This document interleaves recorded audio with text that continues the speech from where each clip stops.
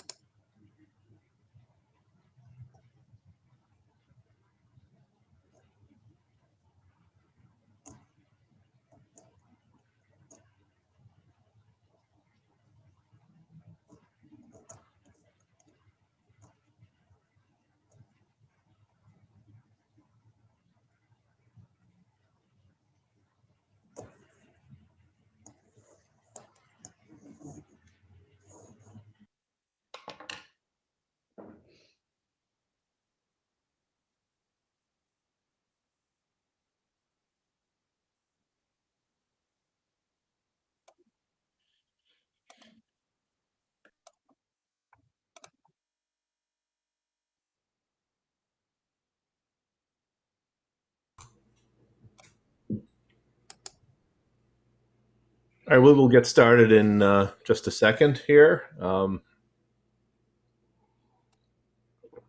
After the drinking of the water.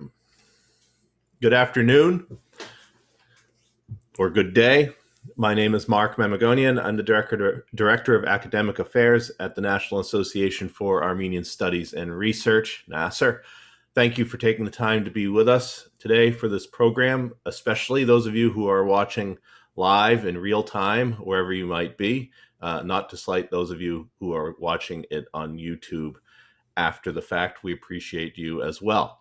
We know there are many things you can be doing with your time, especially if, as is the case here in Boston, things are starting to open up again, and the weather is glorious, which it is here today. So thank you again, and thank you as well to all of you who have shown your interest and support over the past year of virtual programs. It's been interesting, and we are very grateful to everyone who has been able to join us, and particularly to those who have been kind enough to send words of support for the work that we have been engaged in. It means a lot, so thank you. Today's panel discussion, Back to the Ballot Box, the June elections in Armenia and the stakes for statehood, is presented as part of the ongoing and by now long-running NASR Calouste Gulbenkian Foundation series on contemporary Armenian issues, and we thank the Gulbenkian Foundation for their continuing support. I recently looked back over the past 3 years' worth of programs that have been part of this series, and I pulled out the titles of just 5 that seem to summarize so much of the history of how we got to where we are today. And I'm sure Anna Ohanyan will remember these since I think she was part of all of them. September 27th, 2018, Armenia's Velvet Revolution after 6 months, beyond the headlines. April 30th, 2019, a trend or an exception, democratization in Armenia and authoritarianism worldwide. July 30th, 2020, Armenia report, flare up on the Armenia-Azerbaijan border. October 7th, 2020, the Karabakh War, history, context, implications. November 20th, 2020, Artsakh, the ceasefire and what comes next, which brings us to Back to the Ballot Box. One of my own private jokes, I guess, if you can call it that, which I guess I'm now making public, is that in a pinch, any program on contemporary Armenian issues can be given the title Armenia at the Crossroads. And I mean no disrespect to the authors of 2 fine books bearing that title, namely Robert Krikorian and Joseph Massey on the one hand and Girard Lebridian on the other. It may be that every state is always already standing at a crossroads. But for Armenia, at least since 1988, it sometimes feels like every step leads to another crossroads, and just beyond that crossroads is another crossroads. At any rate, the current moment is certainly no exception to this paradigm. And for many of us, to extend the metaphor, this crossroads is being reached under cover of darkness. One direction leads off the edge of a cliff, and the other leads we know not where. It's a frightening moment. So we do what we can at such times. We try to shine a little bit of light into the darkness. And we're very fortunate to have with us today 3 speakers who are eminently qualified to do so. And I will introduce them alphabetically, and then they will speak non-alphabetically. Dr. Nerses Kopalian is Assistant Professor in Residence of Political Science at the University of Nevada, Las Vegas. His fields of specialization include international relations, political theory, and philosophy of science. He is the author of Sex, Power, and Politics, which I guess covers everything. He is also the author of World Political Systems After Polarity, and his current research concentrates on political violence and terrorism and its impact on geopolitical and great power relations. Harut Manukyan is an elections expert currently based in Yerevan, where indeed he is joining us this evening for him, and a contributing writer for EVN Report, where he has written an invaluable series of articles on the upcoming elections, among other topics, from which I have certainly learned a lot, and I'm sure everybody watching could learn a lot if you take the time to read them, because they are extremely informative.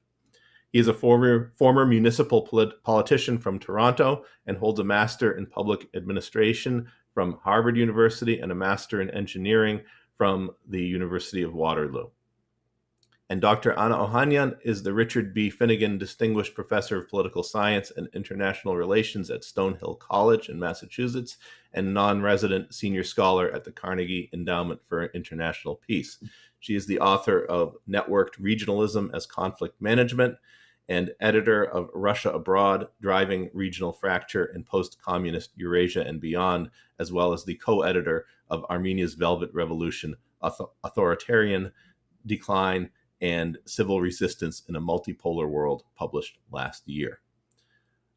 Please remember that if you ask a question, you must use the Zoom Q&A function. And I ask you to make your questions brief and focused on the topics under discussion today. And remember that our distinguished speakers are analysts, scholars. They are not prophets. They don't know what's going to happen in the future. They have informed thoughts about these things, but they are not empowered with the ability of prophecy. So please bear that in mind as you formulate your questions. Our first speaker will be Harut Manukyan. Harut. Thank you so much, Mark, and thank you to Nasser for making this opportunity available at a very critical time in Armenia's modern history. I'm going to be talking about math and just give sort of the overview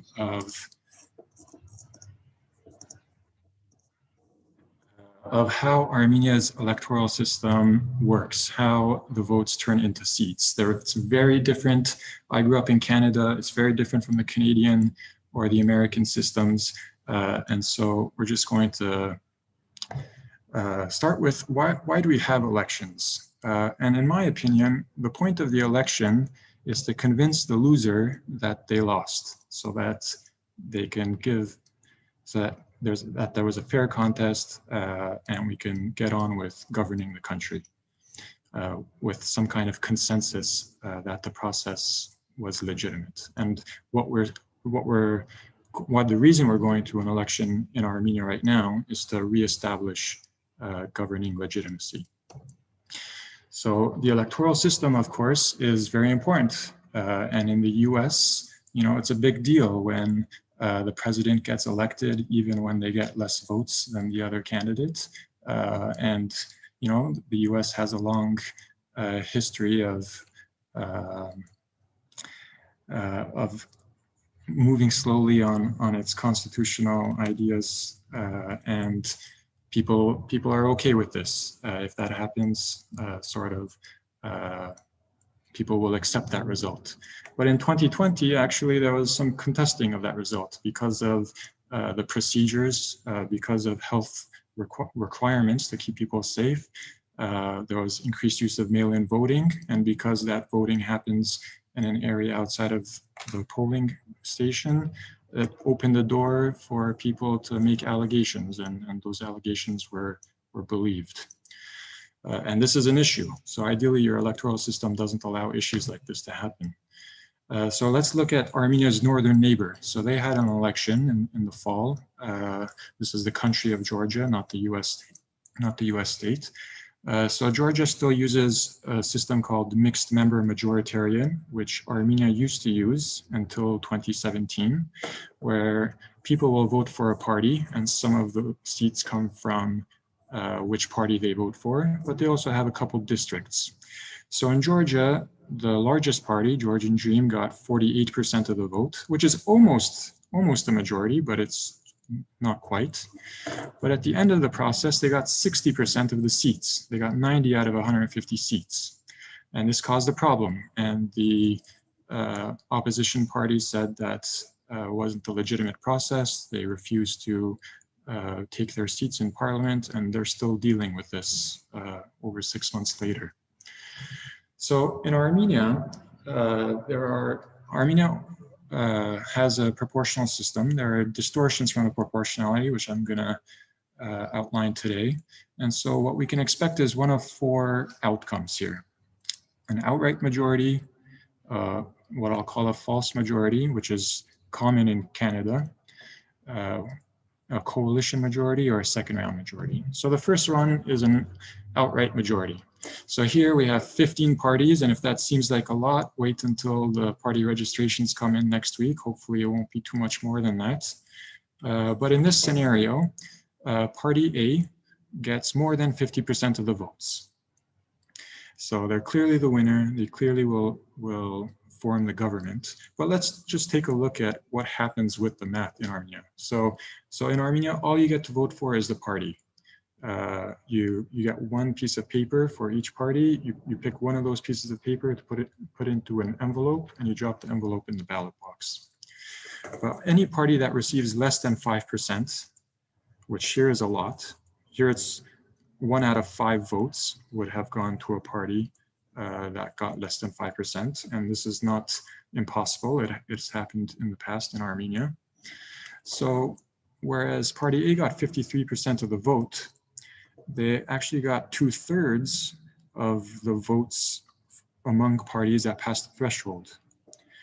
And then they get an extra 4 bonus seats. These represent the ethnic minorities. And then, because you can't get more than 2/3 of the vote, these 2 parties get 1 extra seat. So that's Party A gets capped at 2/3. But there could be another scenario, because you don't need 53% to get a majority. So here, the numbers are a little bit different. Here, Party A got 39% of the vote. But again, 20% of the total votes cast gets thrown away, disregarded. And now they have 49% of the seats above the threshold. And once you add the ethnic minority bonus seats, so these are 4 bonus seats to represent the Yazidis, Russians, Assyrians, and Kurds of Armenia. And they get 3 of those 4 seats. And so they get just over 50%. And then there's another clause called the stable majority clause, that if you get between 50 and 54% of the seats, then you get some bonus seats.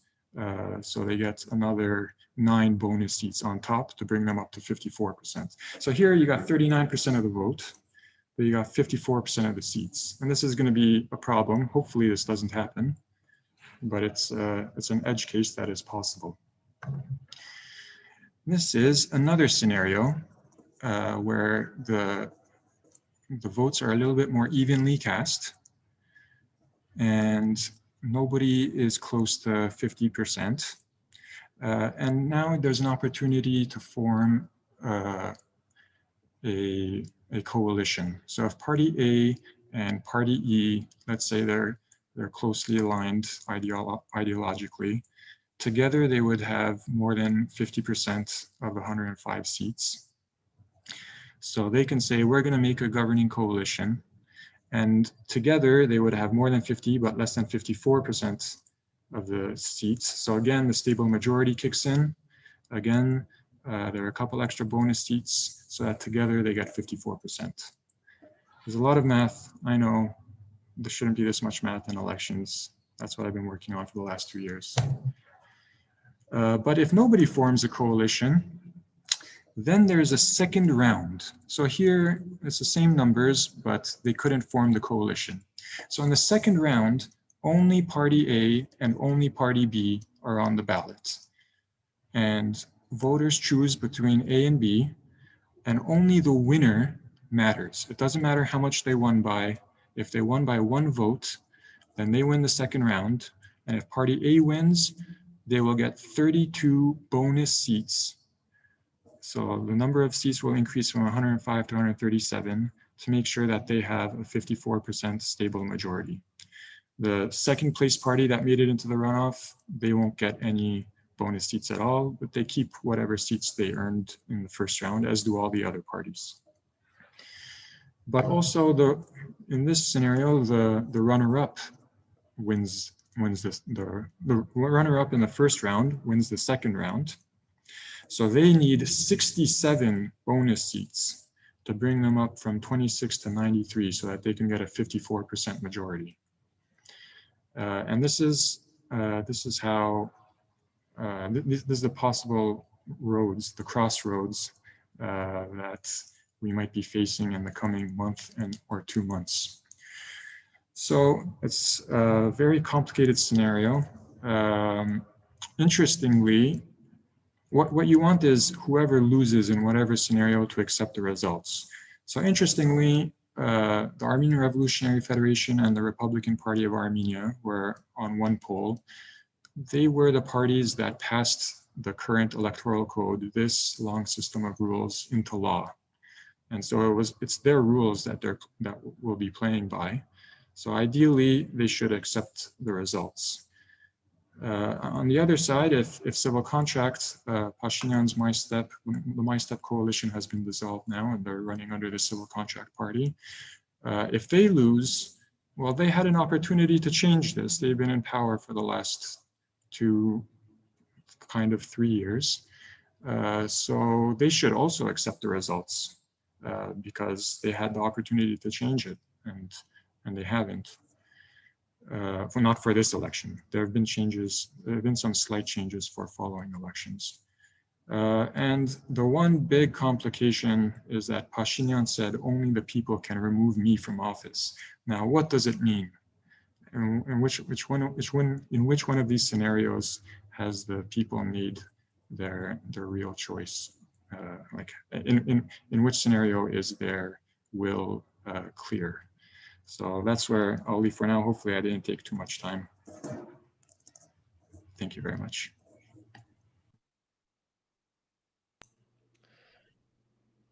Yes, Nerses, please. Thank you. Thank you, Mark. Thank you for hosting this important panel. I will continue sort of picking up how to finish off in addressing the various political parties that are going to be participating in the elections, what the electoral field primarily looks like at this point, and sort of some of the trajectories based on the prevalent and existing survey data and empirical evidence that we have to kind of give us an idea of where we're heading on June 20th. Initially, when we had the 2018 parliamentary elections, post-Velvet Revolution, the snap elections, a lot of discourse was, would this bring about pluralism in Armenia? We would have large number of political parties represented in parliament, thus diversity of views, and thus promoting institutional balance and the very concept of pluralism. This did not happen, and the reason that happened because the vast majority of the people, right over 70%, gave their voice to My Step, to the Pashinyan for Prime Minister Pashinyan to form a government, and therefore you only had 3 political parties in parliament. This is not conducive to pluralism. It's not good or bad. It's just that's the nature of the beast.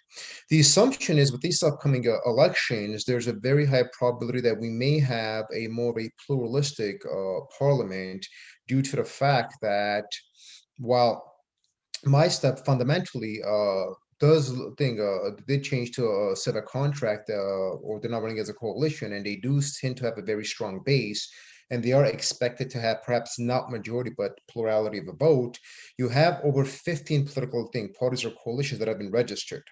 And of these 15 that we're looking at, there are about maybe 4 or 5 that have a healthy chance of passing the 4%, I'm sorry, the 5% threshold.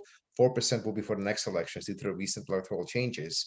They have a very good chance of passing the 5% threshold and possibly entering parliament.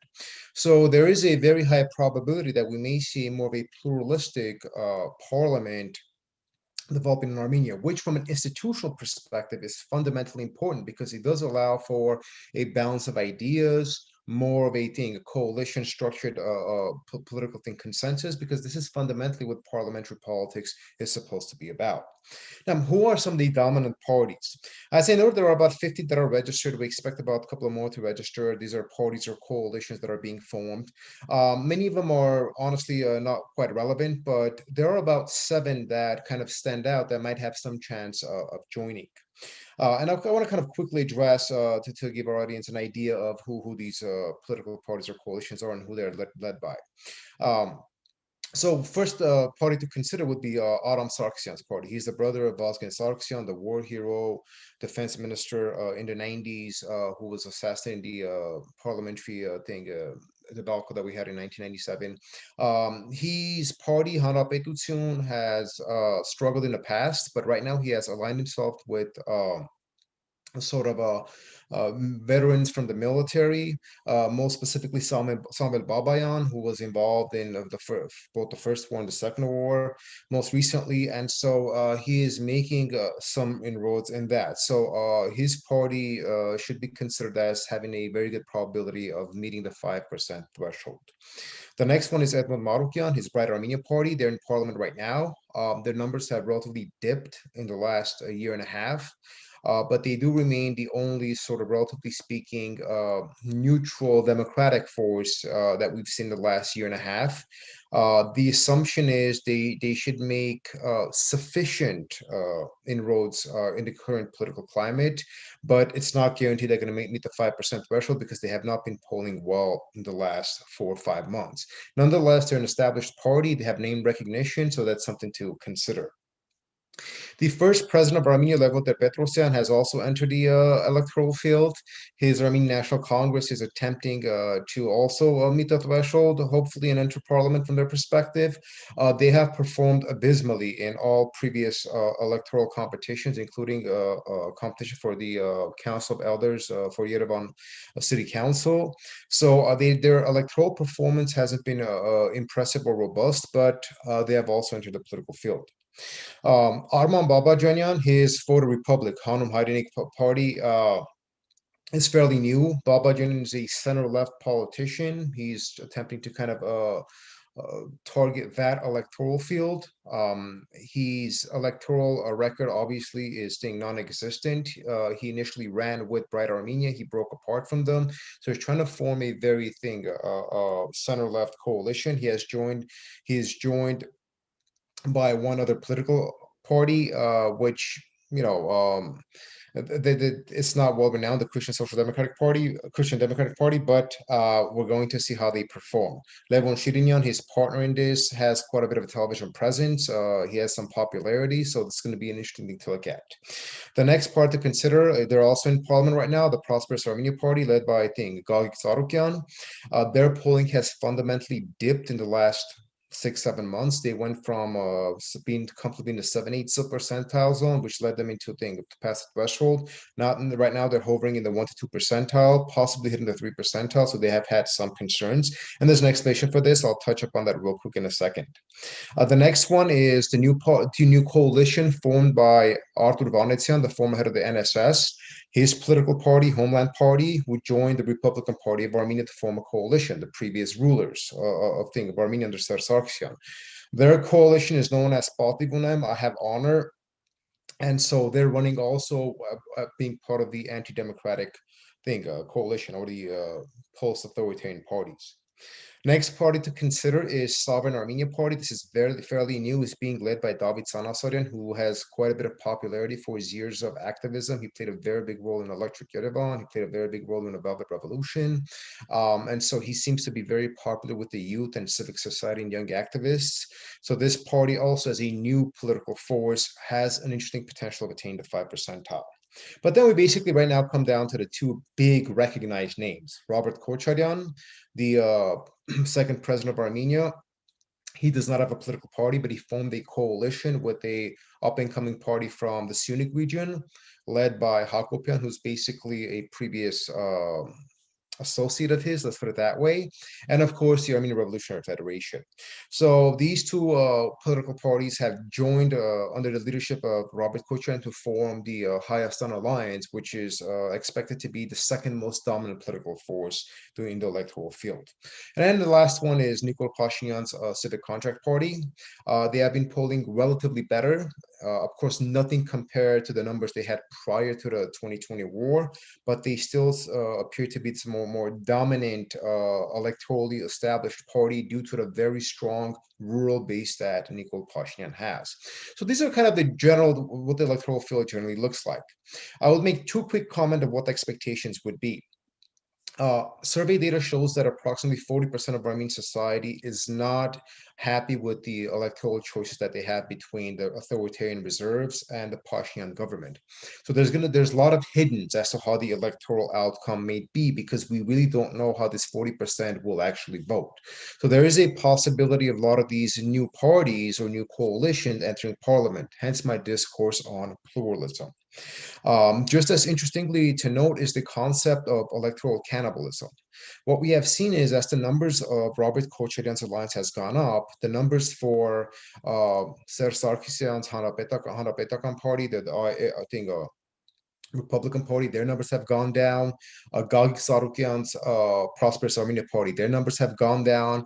What we are seeing is possibly the Kocharyan alliance eating up the votes of the non-democratic parties who've enjoyed approximately 3 to 7% vote in previous polls and elections.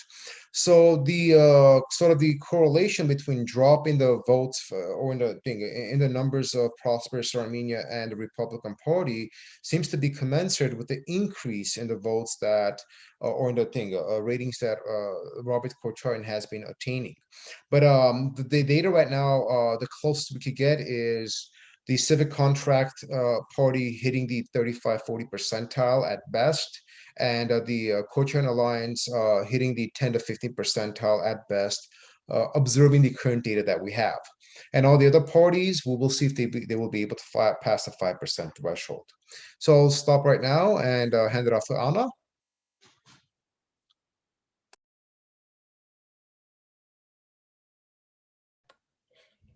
Thank you very much. And let me just note that it's very difficult to go after such granular analysis that already has been provided. And it's such a privilege to be on the panel with both Harut and Narses. And we have been on several panels together. It's always a pleasure to work with them. And again, a big thanks for Mark to creating a space for contemporary discourse, particularly on such important and timely issue.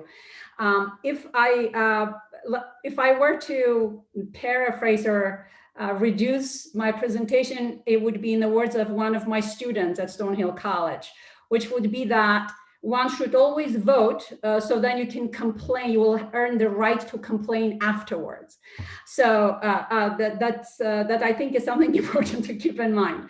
But on a more detailed note, to take away from my presentation, and I will basically zoom out, offer a bird's eye view on the importance of electoral processes for Armenia's continuing state consolidation, state building, I should say. Number one, no democracy, no state, no security. And number two, Armenia is joining several other countries, most notably Taiwan, relative to China, in terms of building, democratizing with very serious security challenges in the backdrop. So let me now, and would like to structure my conversation, my presentation today in terms of very general note as to what is the value of electoral politics in general for new democracies, the value of electoral politics specifically for Armenia post-Velvet, and the value of electoral politics specifically for Armenia post-war. There are very distinct arguments to make for each case. So since the November 9 agreement and the political crisis that followed it, Armenia's political system, I would argue, survived very serious shocks relatively well. And this really needs to be said more frequently. If you observed neighboring Georgia, which also was struggling, going through political crises, Armenia's do-it-alone democratic breakthrough, I would say, held well. Armenia went through grinding negotiations that produced the snap elections, very important. And as such, this electoral politics is an important tool to keep the social peace and keep inside Armenia, and to keep Armenia's crisis management within the institutional pathway. In terms of the social peace, all new democracies, war or no war, are vulnerable to domestic conflict because the new liberal democratic governments do not use violent methods of suppression, and they also, which is great, but they also open room for political protesters and contestation, which is also important. The challenge is that this openness is taking place when the democratic institutions remain weak in managing political conflict institutionally. Now, Armenia also dodged a very important bullet, the pressure for quote unquote technocratic saviors, technocratic governments, which are linked globally to democratic declines. So this is yet another reason as to why the snap elections are so important. And I would also argue that the Velvet values of nonviolence held well. Parties calling for a violent uprising were quickly discredited and lost the little legitimacy that they possessed. Now, why vote? The public trust in the government and the electoral process is very low. And I argue this is a major institutional threat to Armenia's statehood, much more significant. It might sound provocative, but it is much more significant than the Azerbaijani soldiers inside Armenia's sovereign territory currently.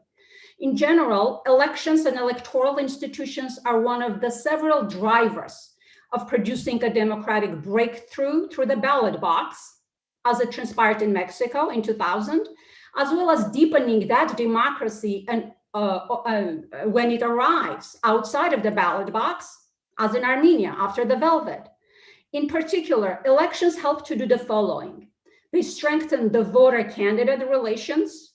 They institutionalize and nationalize the party system, which is one of the weaknesses of Armenia's democratic system, the weak party politics. Same problem in Georgia. Elections also limit polarization. They tend to keep the number of political parties down the road, social peace argument.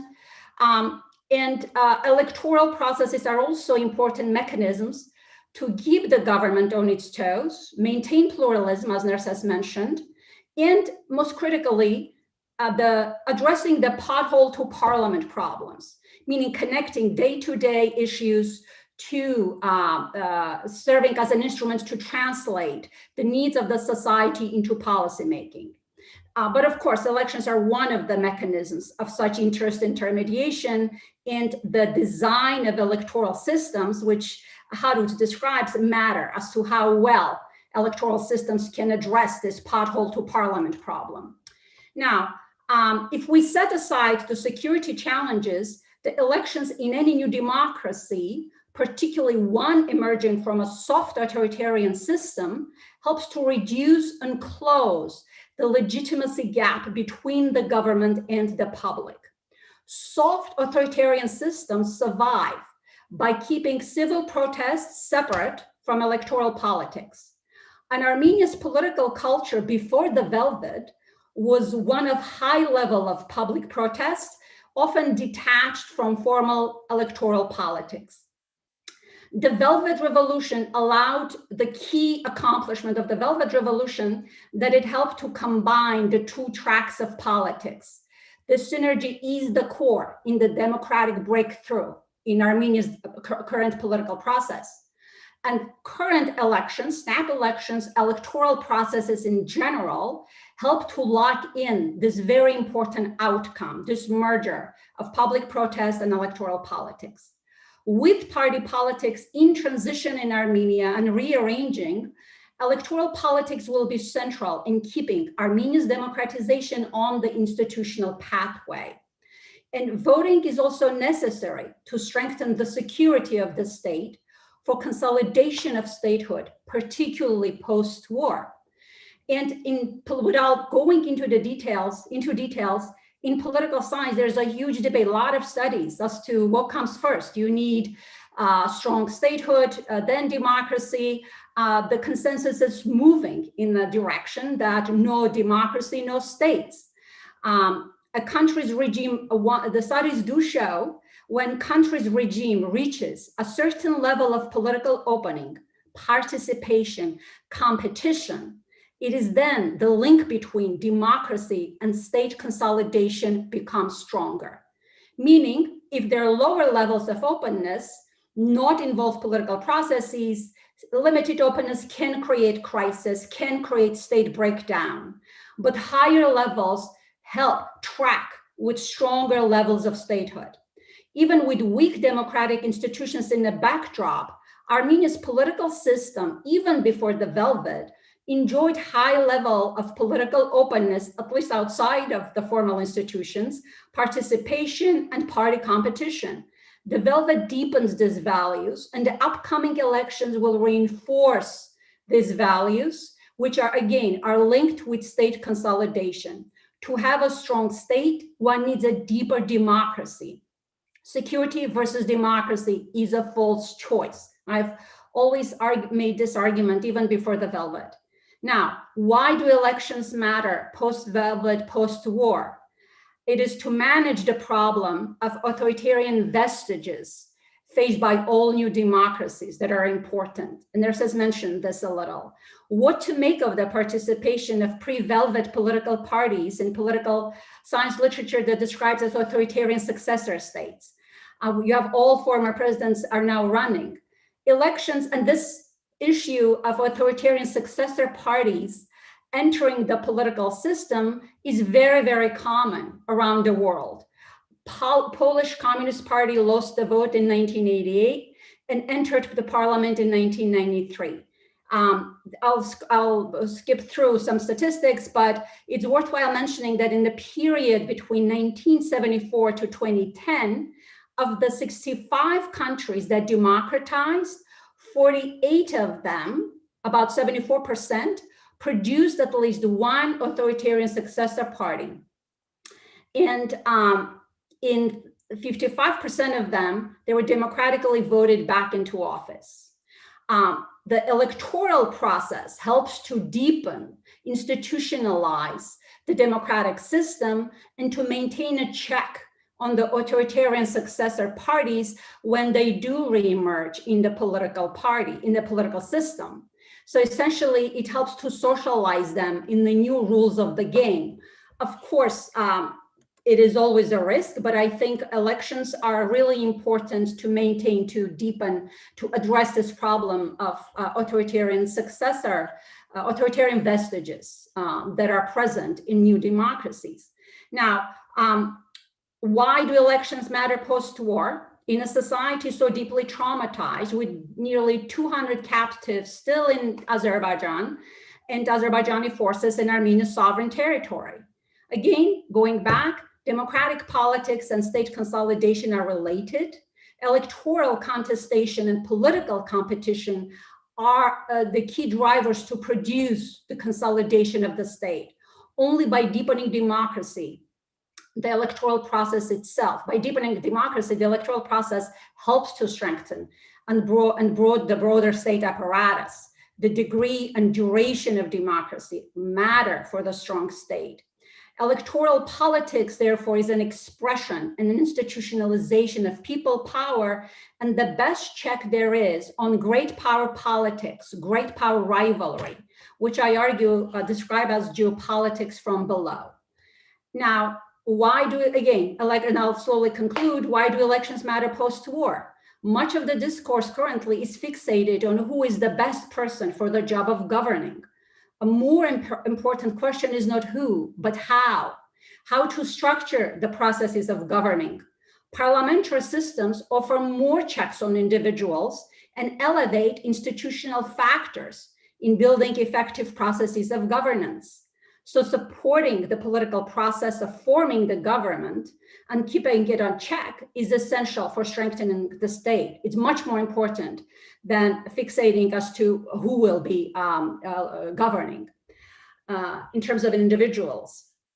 Now, this connects to the notion, some researchers have argued, again, let's wait to build a state and then we'll democratize.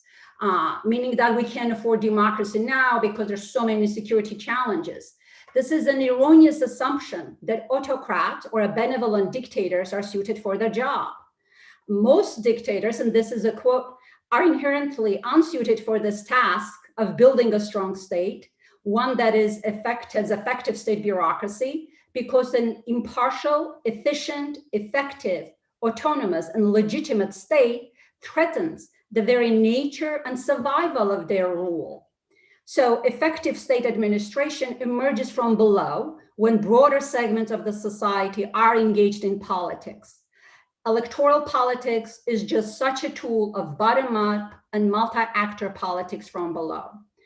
And I'm going to skip over simply to say that speaking of crossroads, Mark, if we're going to use that word, Armenia is definitely in a crossroad in terms of, or maybe a second stage of its state building, one that is less technocratic and much more political. That political pressures from below, political contestation is what's driving and should be driving Armenia's state building process. Technocratic state building can work to prevent petty corruption, a policeman taking a bribe, but it is political state building exercised through engaging all of this political mechanisms of participation from the ground up. This is what's needed for addressing the deeper drivers of more systemic problems, such as corruption.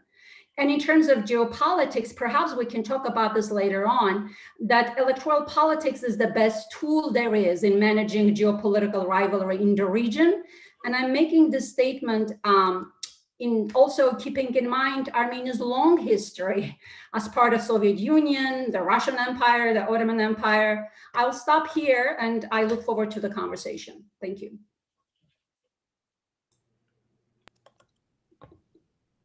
Thank you, Anna. Thank you, Nerses, and thank you, Harut. Yeah, well, it's always a crossroads. Again, we've established that, if nothing else. So one issue that didn't really come out much in this discussion so far, so I'm going to raise it now, is the ever-present Russia question, both in terms of Russian influence potentially on the elections and the factor of how will the winner of the election be able to work with Russia for stability towards stability in Armenia and in the region. How do these various scenarios play out in light of the ever-present Russia question? And this is for each of the three of you, please. I can get going and pass this to Nerses because we're actually have a joint paper on the review currently on this very subject. What we're learning, I think, in my prior writing, I have argued that the West has an overtly Kremlin-centric view to Russia, meaning it's counterintuitive, but looking at all of Eurasian instability, it's the Kremlin-centric lens that is applied, which dismisses a lot of the local politics and the regional dimensions that matter in building democracies. What we argue in our paper, nurses and I, is that it is especially if you look at Georgia as well as other countries in Russia's vicinities, managing Russia starts from domestic politics, from strengthening institutions, strengthening the institutions of governance, building transparency, having public discourse and debate, having multiple voices engaged. And I go back to the people power. It is the single most important hedge against external geopolitical influences, regardless whether it's coming from Russia or the West, any country you want to take. I'll stop here and pass it over to Nurses, if you want to add anything. Sure, I'll make two very quick points. The one point I want to make is, Russia's preferences are defined by Russia's interests, not personal sentiments. So in this context, Russia does not display specific preference as to the electoral outcome in Armenia. There are talks, innuendos, rumors, and so on and so forth, but fundamentally, regardless of who the new government's going to be, the policies of this given government cannot be de-aligned or contradict that of Russia's, because Armenia right now, especially within the security sector, fundamentally operates under Russia's orbit. And so from the Russian lens, they really do not have a specific preference for a candidate in the sense that this is Russia's candidate. So within the context of the conversation that we're having, the electoral effect is going to be very minimal because Russia would refrain from directly intervening in these developments. The second factor to continue is that, to consider is that Russia remains fairly popular in Armenia. And what Russia has learned from the recent situation in Belarus is that having an unpopular ally in a country is basically contradictory to Russia's interests. Russia does not want to install an unpopular leader in Armenia and then have to deal with the civic unrest and the potential consequences that this may produce. Because from the Russian lens, whoever the new government is going to be, whether they tilt slightly this way or that way, at the end of the day, they're going to align their interests with Russia because Armenia does not have the luxury of utterly contradicting Russian interests. So this is Moscow's perspective as far as the electoral field is concerned. And so we're kind of gauging how big of a role is Russia going to be in the electoral outcome, or is Russia the elephant in the room? At this point, I would say no. Because if we look at the electoral field, if we look at the parties or coalitions that are involved, you really don't have anti-Russian parties or anti-Russian rhetoric that is going to give Russia any concern that the potential government, whether it's a coalition or whatever the case may be, that this government would act against Russia's interests. To that end, I think Russia's taking sort of a back seat and allowing developments to take place in Armenia and not engaging in behavior that could potentially harm the relative popularity that Russia enjoys in Armenia. Howard, would you like to add to that? Yeah, I would just add that the parties that are anti-Russia, for example, there's the National Democratic Axis, which is a rebranding of the Sasna Zerer party. They're not one of the major players. I personally, none of us are fortune tellers. Personally, I don't really expect them to pass the threshold, but. In a multi-party situation, it'll be interesting what potential coalition partners might look like and what those demands might be. The only other one is, I think, probably Aram Sarkisyan's Hanra-Bedoutyun party, the Republic Party, which is different from the Republican Party. They've probably most aligned themselves as a pro-Western option. But again, there are limits to which you're not going to have major parties, making public antagonistic statements against Russia, because everybody understands the role that Russia plays in Armenia's security infrastructure. Okay, thank you. There's a question about diasporan involvement in the election, including such issues as how can diasporans be more involved or involved at all in the electoral process? Can they function as, for example, a campaign consultant, political advisor working in a coalition, or as part of a political party staff in any capacity, et cetera? What are the options and avenues available?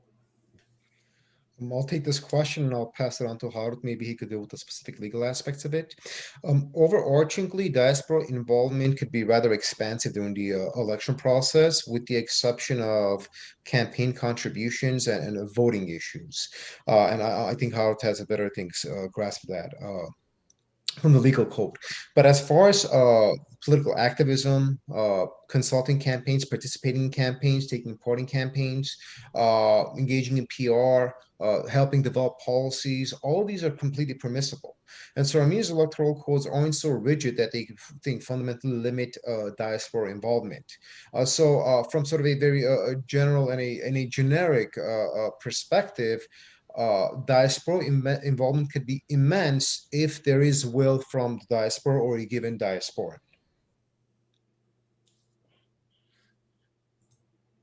Yeah, I can follow that up with the fact that there's diaspora is an all-encompassing term, and really there is a big difference between diasporans who hold Armenian citizenship versus diasporans who don't. So if you hold Armenian citizenship, if you're physically in Armenia, even if you permanently reside outside of Armenia, if you are in Armenia on election day, you can cast a vote. Armenia used to have out-of-country voting at embassies and consulates, but they discontinued that after the 2005 constitutional amendments, when they allowed dual citizenship for the first time.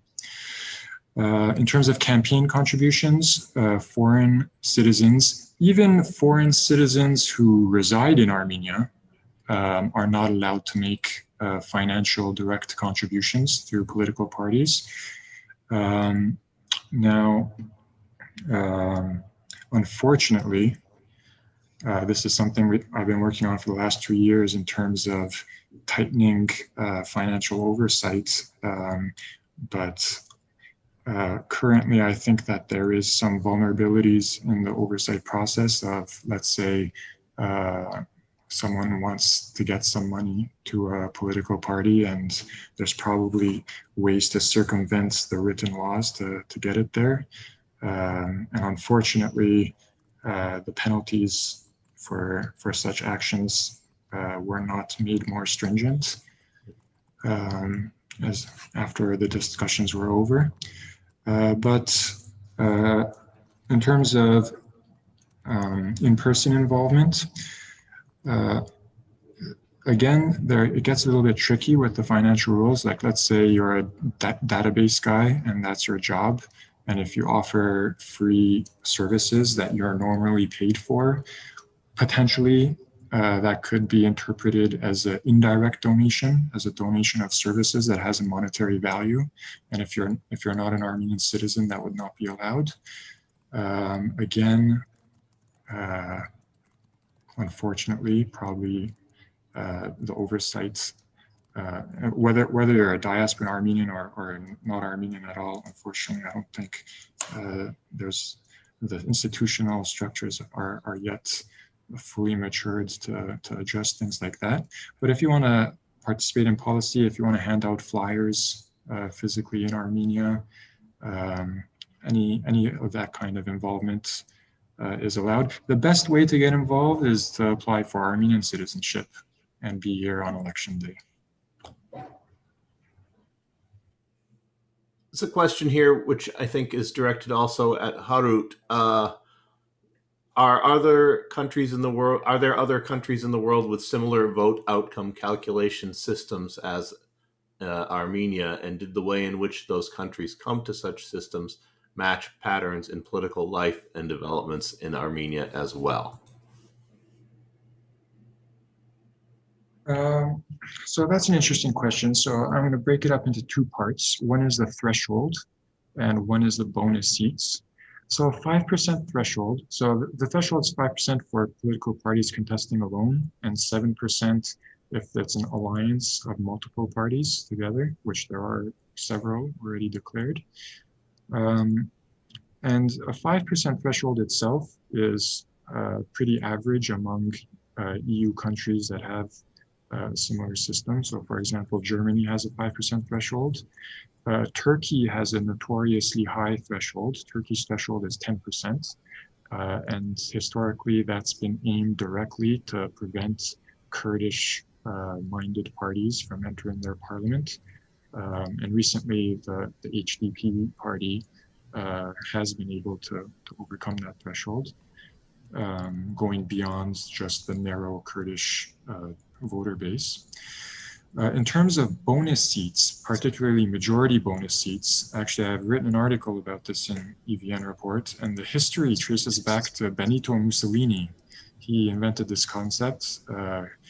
He instituted the majority bonus and then won a majority without getting a majority of the votes, and then he stopped having elections. So it doesn't have a particularly good history. At the time that Armenia was writing this into the electoral code, the modern Italian Republic was discussing putting it back in because they have a bicameral system where you need to try to command a majority in two different houses where seats are allocated with two different formulas, which makes it very difficult to keep a governing majority, a governing coalition. So actually the renewed effort in Italy was never actually implemented. Their constitutional court struck it down before it was actually used. And the only other example I know that has this kind of majority bonus system is Greece, and they discontinued it. I believe it was in 2019. So in a way, Armenia sort of stands alone when it comes to this fixation on guaranteeing a majority, whereas usually, particularly in EU countries, the tradition has been to provide more time to negotiate coalitions and get people to work together. And the argument is that in Armenia, you don't have the luxury of not having an official government for months or potentially more than a year at a time. So that was the thinking behind it. There was a lot of talk about eliminating the stable majority provision, which is entrenched in the electoral code, but obviously the election happened before any potential constitutional referendum could have been scheduled. As a general question for anyone here, what level of citizen participation do you anticipate in the voting process, and what are the consequences potentially of high or low voter population participation in the voting? I can begin with that question. In the 2018 parliamentary elections, we did see a relative drop in voters. It was approximately 48% participation rate. The elections prior to that in 2017 were higher than that by about a mark of 290 to 300,000. The general assumption is that based on concerns of sort of this thing, we don't use the word apathy yet, but frustration, anger, or disenfranchisement with the existing current political field, electoral field, there are some concerns that we might see a low voter turnout. A lot of the survey data shows that a healthy chunk of society is not very unhappy with the electoral choices that are out there. And so we can assume based on that, electoral participation might drop. If that happens, very likely that will favor the current government or the civic contract party because they have a relatively strong base that really remains very loyal to the prime minister. Their base is not going anywhere.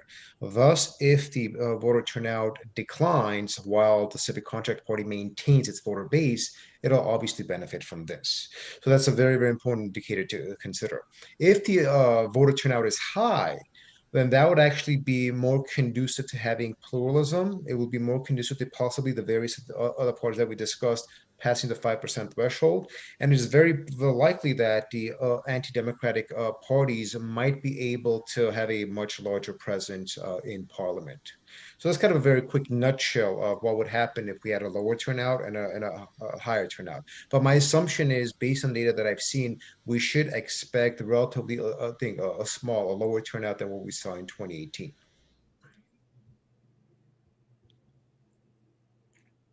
Okay, I'm not sure. I guess will anyone else would like to add to that? No. Okay, very good. Thank you for that, Narcissus. What are in 2021? What are the leading issues in leading up to this election, according to opinion surveys that have been done? For example, foreign policy, defense, Karabakh issues.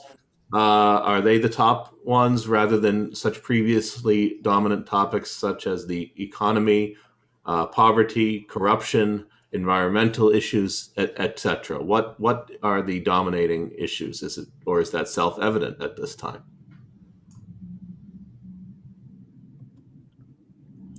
I guess I'll quickly chime in. The survey data material, the empirical evidence is somewhat limited at this point. We could only go back to the IRI survey, which was released in February, and that basically showed the economy, jobs, military reforms to be the most important issues to the citizens, and then the Karabakh Artsakh issue being fourth. Of course, this was in February. That was prior to this whole incursion that we've had in Syunik and Gilad which has kind of created a lot of concern. So I think right now, again, this is anecdotal. We haven't had any survey data on this, but I would say right now, the economy and security concerns remain the primary issues. Now, within the security concerns, this basically would be very specific to the POW situation, which is becoming a bit of a concern, and also the border incursions. The problem with the border incursions is that if that issue is resolved, let's say in the next week or so, then it no longer is a serious campaign issue. Thus, it falls into the broader security context.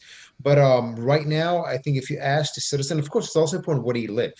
If you ask citizens in Yerevan, security is a bigger issue. If you ask citizens in the rural areas, the economy is a bigger issue. There's this very fascinating thing, a cleavage between their perceptions of what are the main issues. But primarily, survey data suggests that consistently economy dominates, and then security comes next. Whether developments become more intense at the border, this could switch, but fundamentally at this point, this is some of the concerns. And then there have been some data that suggests political instability might be the fourth or fifth issue, that citizens are concerned about domestic instability. This kind of died out with the whole parliamentary election process coming into the fold. But I would say, based on the existing empirical data, these are kind of the dominant issues right now for the Armenian citizen. And I would agree with you, Narses, at least in terms of past survey data. Obviously, the situation over the last 10 years has really gripped the country. And I would be very interested to see if there's been any, I expect there to have been shifts compared to April's numbers. But I think the root is economic issues of people being afraid for their life. Like, they want to have stability and security in order to provide economic stability. So, for example, to the extent that there's political instability, less people will come to Armenia, and the economy would suffer because of that. And if there are border issues, again, it makes Armenia a less desirable destination with its economic consequences. So I do think that past survey data has really talked about pocketbook issues of access to jobs, access to financial stability. Now I think inflation might be a concern. Armenia's economy is very dollarized, where people agree to, for example, pay rent in dollars, in physical dollars, like they convert it to American dollars and hand it over. And if your income is not in dollars, if your income is in dirham, and all of a sudden the dirham's lost 10%, and all of your groceries and everything have gone up more than 10% compared to a year ago, these are real issues, and political instability, security plays into all of this. It's an interesting question about the texture and feel of the current pre-election time in Armenia. Can you speakers give us an insight into this? If you look at Armenian political discussions, primarily from what you see on social media networks, the questioner asks or writes, some of it seems strikingly vicious. Is this just a feature of Twitter and its toxic algorithms, or is this an accurate representation of what's going on? Since I'm physically in Yerevan, I'll just provide my own personal perspective of I'm actually super surprised at how normal life is. Like it's been very there's been very nice weather this week. Like considering the momentous challenges that have come forward in the last 10 days, particularly, and also in the last year, you know, I'm looking out the window now. There are people going to cafes. There's people have forgotten about coronavirus, that's for sure. And the numbers are dwindling down almost at least in terms of case numbers, are dwindling down, though the death numbers are still quite high. I would say that I've only been in Armenia for one other election, and that was in 2017. And I would say that there's really a feeling that this is a competitive election, that the outcome is not foreseeable, and people are wondering what those numbers will look like on June 20th. All of the political parties have bought up the billboard space and are trying to show themselves to the electorate. They're very basic billboards. It's just like someone's name or a logo, maybe a slogan. Not all of them even have a slogan. And it's just sort of like, we're here, we're present, which is necessary. The actual campaign period will start, I believe, on June 5th, and I guess the rallies and the more in-person campaign events would accelerate from there. But in terms of social media's had a terrible effect on Armenia. It's amazing how the entire world is in its grip, that, you know, if something comes out, everyone in the entire country sees it within the hour.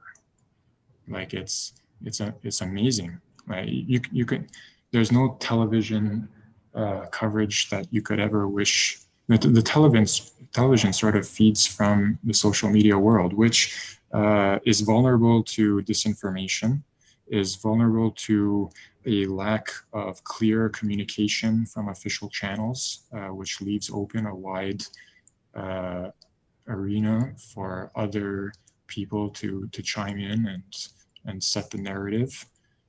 And oh man, I'm sick of politicians using Facebook as their official statement source.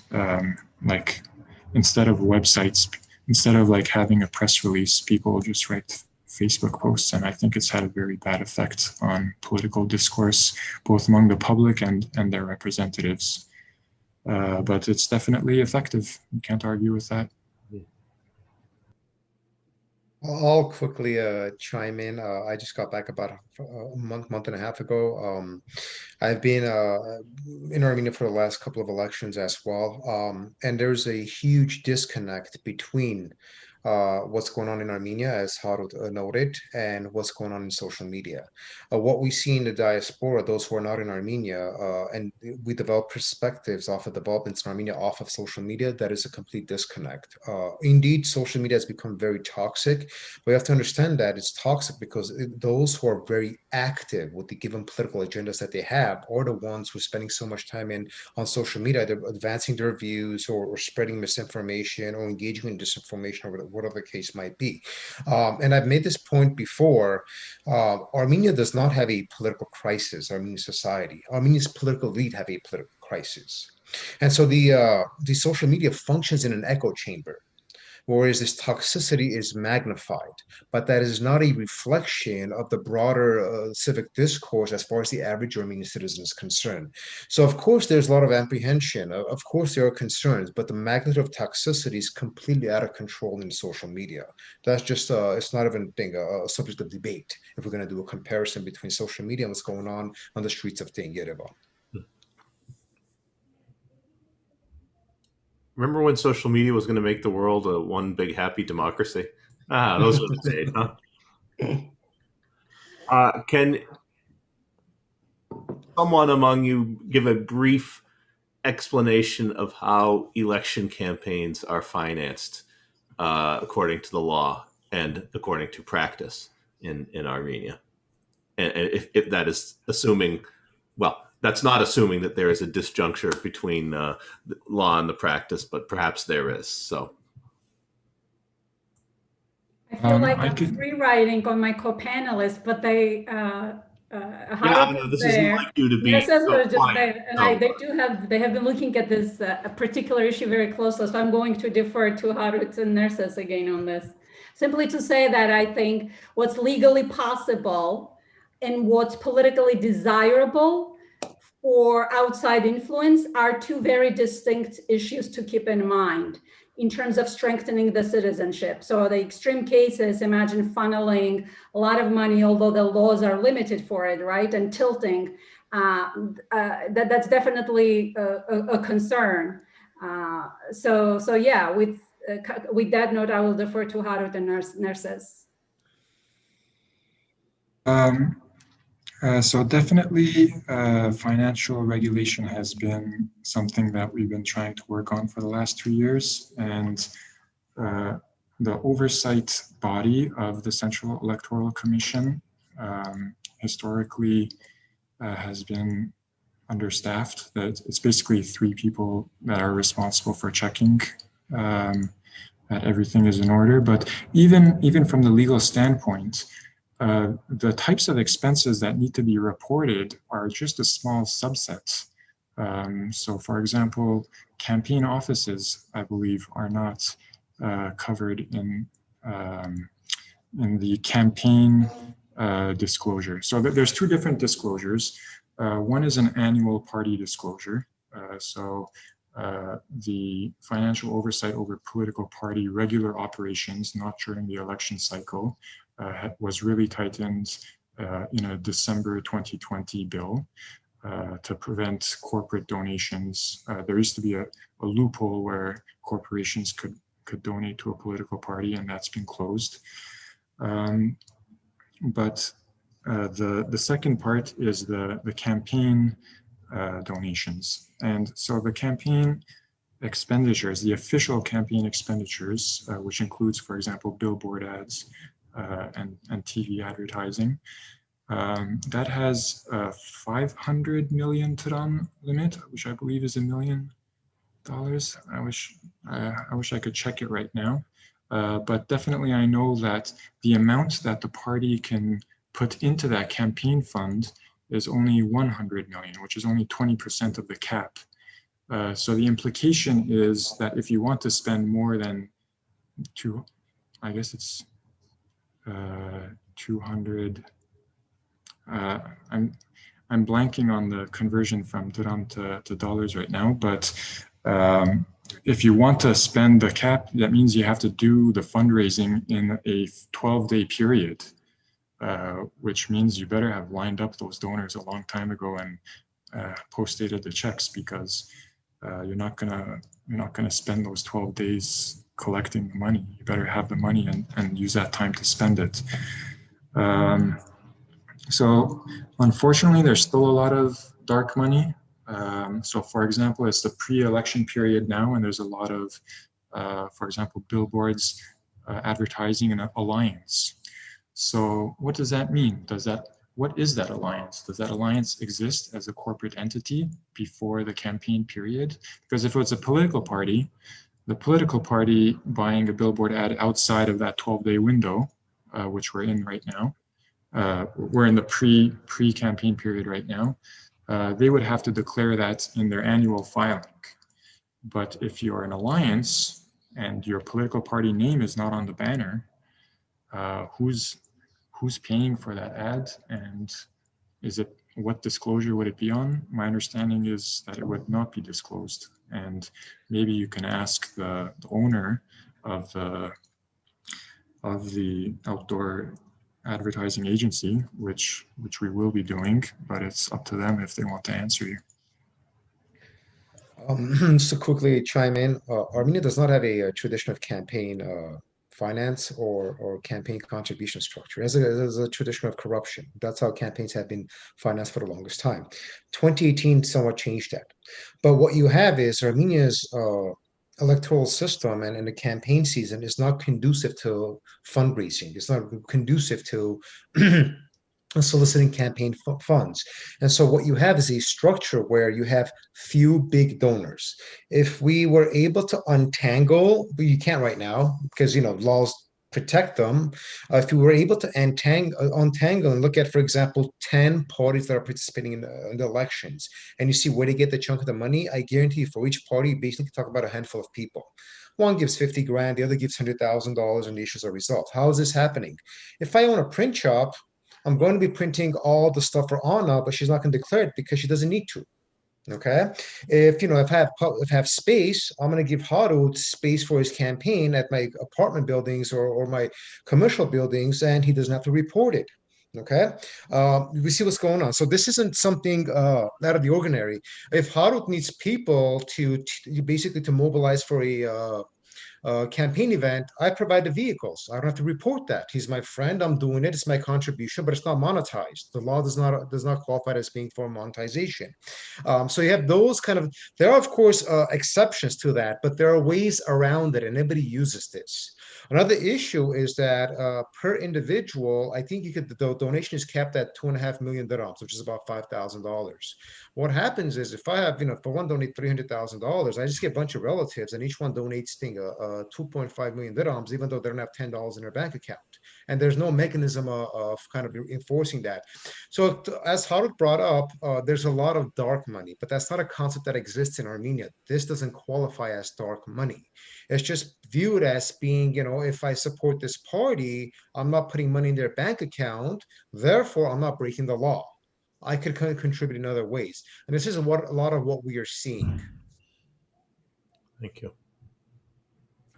There's a question, I guess, calculated to draw Anna out of her shell. I'd like to hear more about the concept, no democracy, no state, no security, and about the trends in the debates pointing to democratization correlating strongly with secure statehood.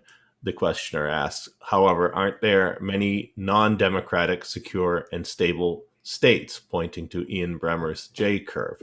Are there particular factors in Armenia's case which necessarily privilege democratization for state building and security? And I want to sort of fold in another question to this, which is that, is this election taking place too late for Armenia's sake? Are we arguing about how to place the deck chairs while the Titanic is sinking, in short? So two very good questions. So on the first one, as I mentioned, the political science scholarship has been looking for this for a while, and I'm familiar with the study that the respondent is asking. I would argue that the debate, if you look at the experience of the European states, right, they did build their statehood, and within that state shell, they democratized through centuries. But of course, these were also imperial powers. So that model is not that helpful. for democratization in the 20th and 21st centuries. However, if we look two things to that question, what do we mean by security, right? If we mean security, geopolitical security, there are all kinds of other factors related to it. And it's not only, it doesn't, the domestic, whether the country is democratic or authoritarian is one of the factors. The research is showing that democracies, certain things controlled, do fight better wars. They process information better. They will not, they're more careful in going to wars. Their diplomatic channels are more evolved. They're more involved in international organizations. But that aside, but there's also human security, right? Which has to do with issues of public health, issues of domestic violence, issues of poverty. But going in addition to that, and authoritarian states don't develop those. If we assume that, okay, you don't need democracy, if stability and security is the primary concern, then as long as you have rule of law, you would be okay. Well, studies show that only 7% of authoritarian states, and I'm forgetting the time frame, have been able to produce rule of law. So this is the Singapore, right? There are very few Singapores. And unless you're China or Russia, you have a lot of resources you can afford to have an authoritarian state and provide modicum of stability and security. Lastly, most importantly, strong state, there's a huge scholarship on statehood. What is a strong state? There are a variety of variables, but two are more basic, which is states are strong if they have strong capacities, right? They implement the rule of law, the basic day-to-day, and autonomy. How well the government is able to shield itself from influences. And again, it's a fancy way of talking about corruption and state capture, right?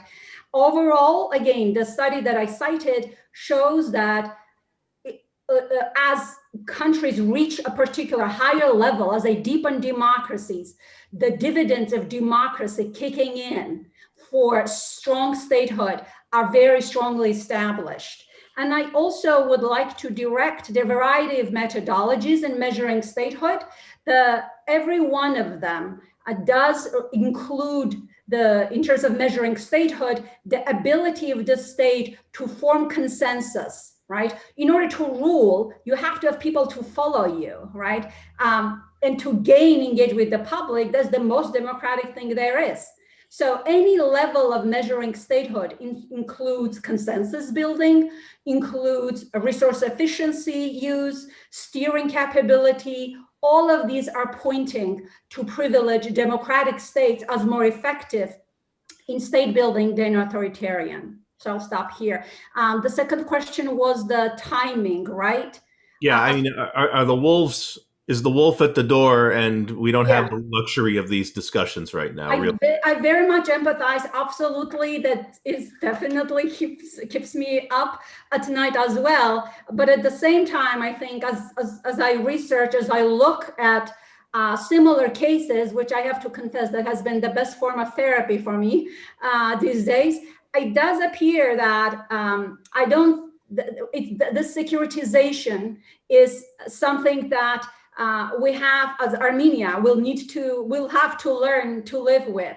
The same way that Georgians are putting up with Russia breathing down their necks, borderization, right, is a factor. I mentioned Taiwan and China relations. So and in this case of Nagorno, with the security situation, while in Nagorno-Karabakh, while it's linked to Armenia's international border, but it's somewhat distinct because the international border, that is an international border. There are much stronger international protections. The territorial sovereignty norm is the strongest in international law, and it is the very reason as to why Armenia had such little support during the Nagorno-Karabakh war. So I guess what I'm trying to say that, and again, right after the agreement was signed, I actually did write and say, just because Aliyev did sign it, he needs this conflict. Studies do show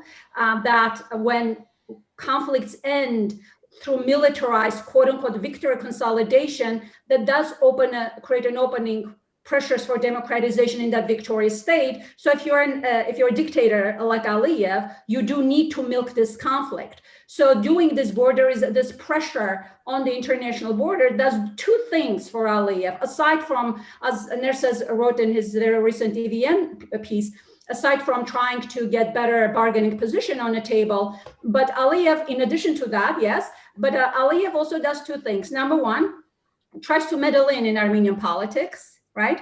Becomes a factor.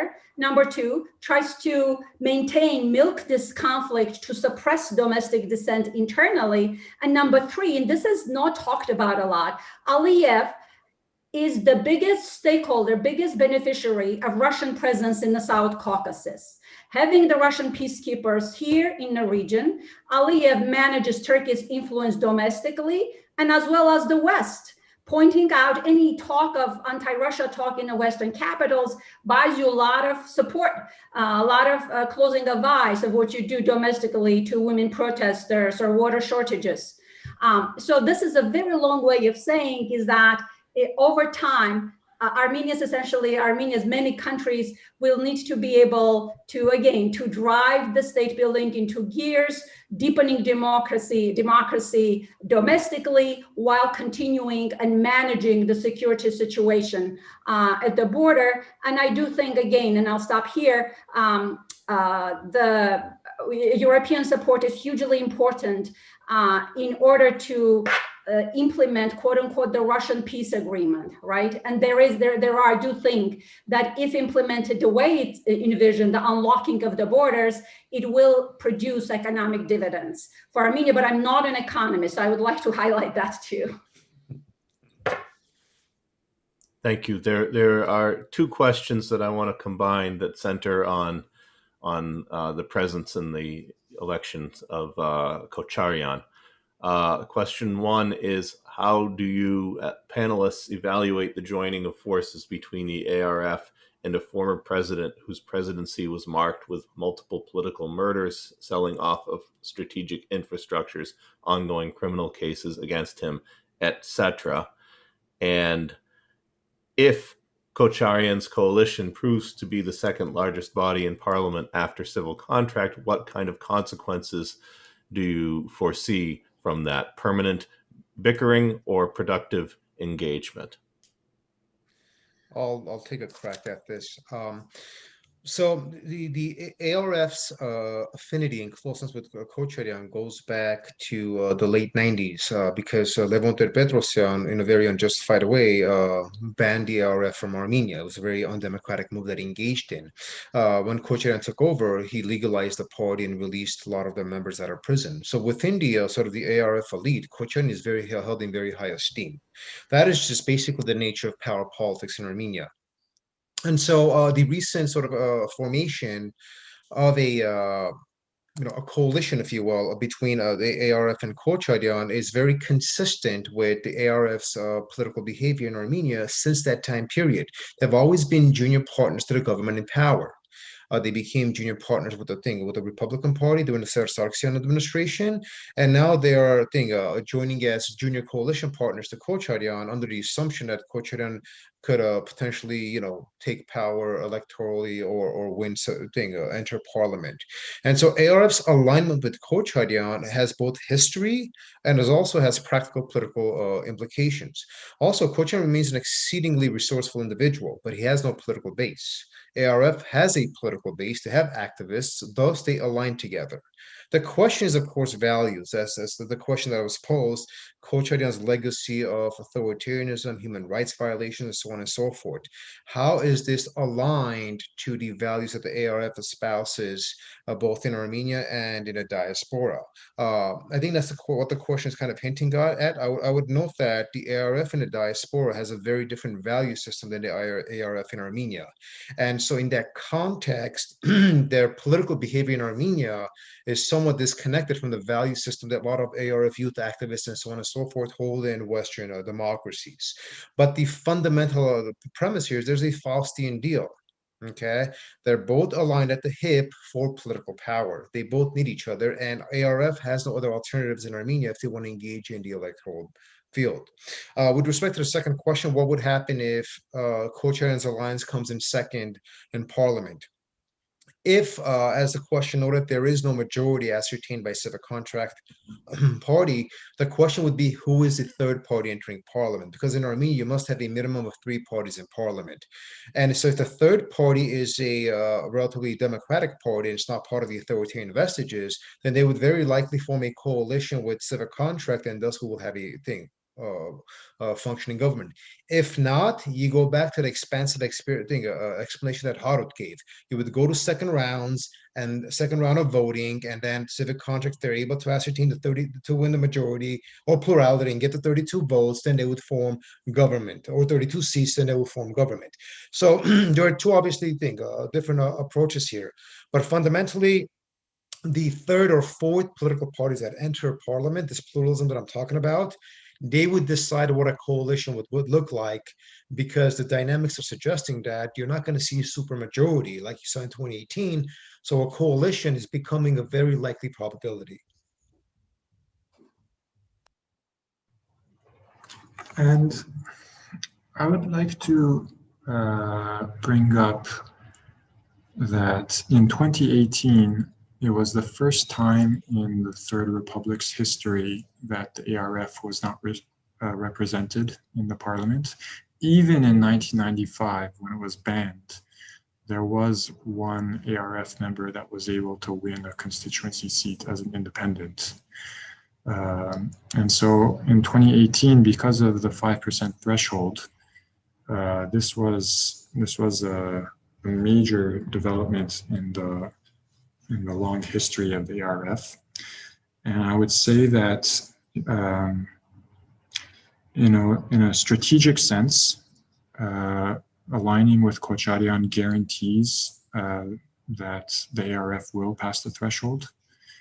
They will, as part of an alliance, they have a higher 7% threshold. And, again, we're not fortune tellers, but as the second figure in the polling, they are guaranteed representation in parliament because of this strategic decision. A lot has been said about value systems. I think that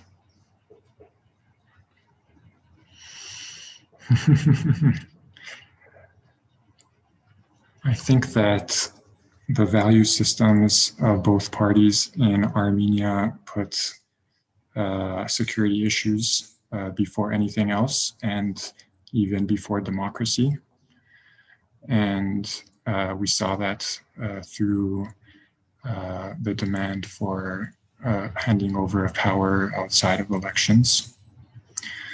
And I have a long history with the Armenian National Committee, and I respect the work that the ARF has done over its long history. I think that they've made. I think that the decision to support Serge Sarkisyan's third term, first term as a prime minister in 2018, was a difficult setback to recover from. And in terms of functionality of parliament, there's not going.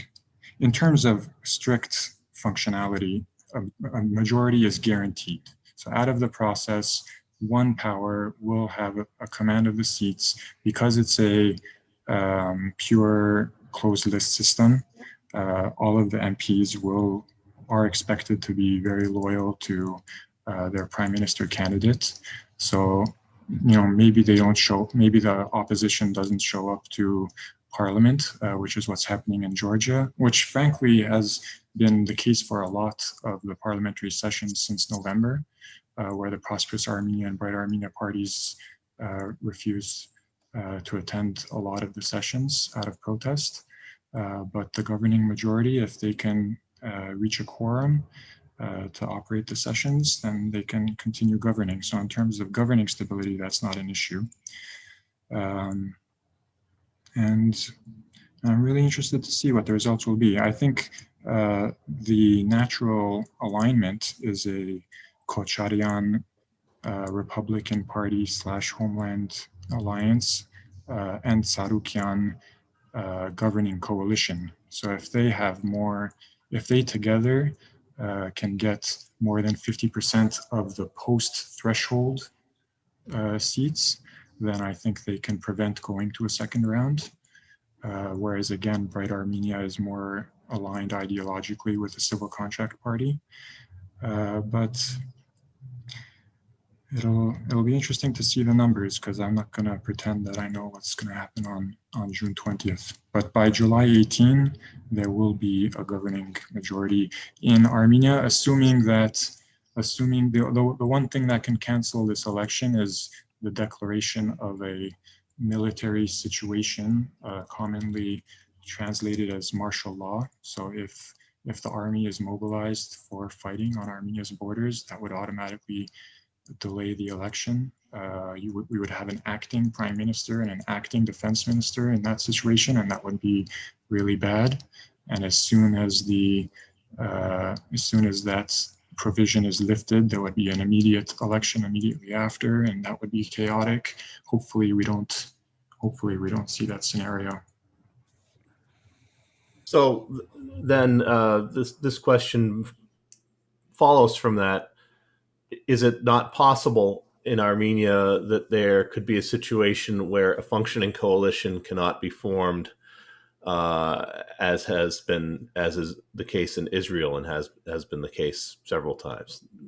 Please explain why that is not a factor here. Yeah, so as I mentioned in the 4 different scenarios, so in Israel, they have a hard time getting a coalition together, mostly because the Arab parties don't want to participate in any coalition, and they have a big chunk of the seats. But if there is no majority on June 20th, there are 6 days to form a coalition that commands a majority.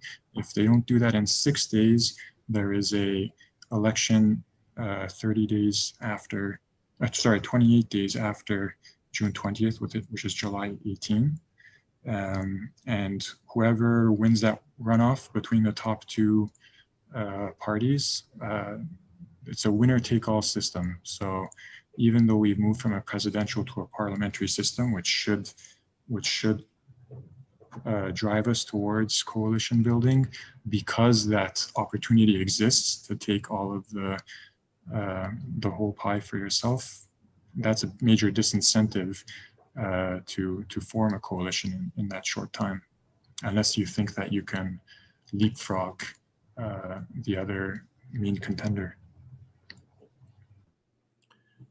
Well, usually on these sorts of things, we conclude by asking you to make predictions, but we're not going to ask you to make predictions.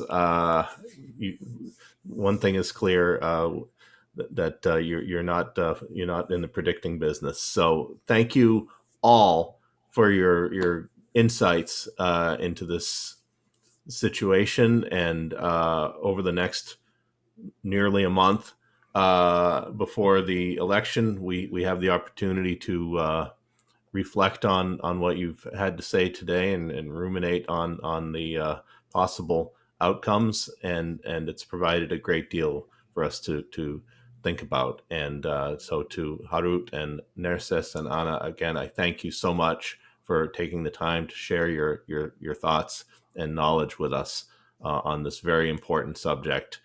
And I suspect it's not the last time we will be talking about this subject. So once again, thank you, and thank you to everyone who has joined us today and who will be watching online. Keep a close watch on developments, and we'll talk to you soon. Thank you.